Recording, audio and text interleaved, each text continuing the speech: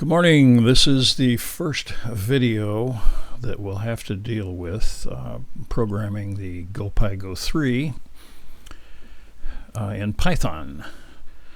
So first of all, we have to make sure you can see that the GoPyGo is fired up. Now what I have to do is go get a browser.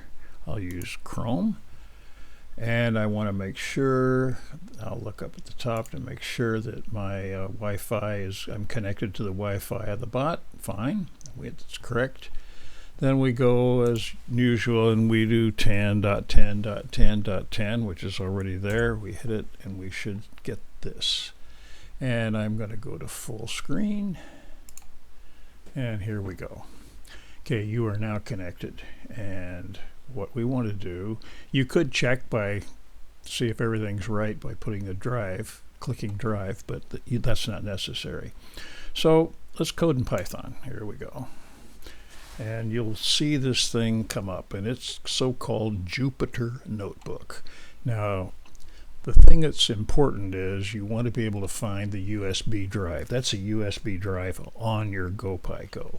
And this little symbol up here has to be there. If it's not, pull the USB stick out, put it back in, and then change from Blockster to Advanced Blockster back, and it might just appear automatically. It's a software problem they have, and I think they have fixed it, but just in case, make sure this is there. Okay, and if you look at the GoPyGo, you will see that I have attached the distance sensor, not very professionally, but it works just fine. Make sure that it's vertical and it's connected into either of the ANDing places. Those are called the I2C ports. Now, you'll probably notice that this doesn't look like a regular battery pack because it's not. I have a special 12-volt power supply that I use so I don't have to wear out the batteries. Okay, so once you have that and you see the blue light on, which means it's all connected, so you all know how to do that. All right, so what we have is this Jupyter Notebook thing, and I want you to go to the USB drive and double-click it, and now you will probably see nothing on here. But I want you'll eventually have this thing called a template. And I'll double click this.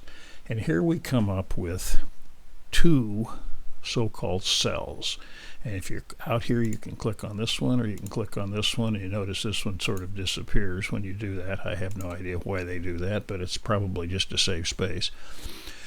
And this cell is called a markup cell. And if you see this thing, it says code. If you change that, you can do code, markdown, or raw. You'll do code or markdown, depending upon what it is. Markdown means it's for you and me. It has nothing to do with the computer. The computer doesn't even see it. It just ignores it. But here are all the commands that you will need to use.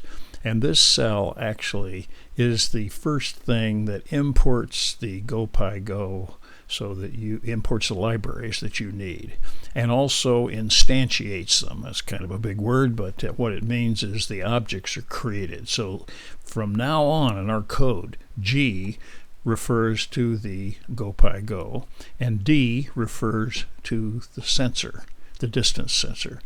And also I put in a thing here called debug. It's just a variable, and we set it to true.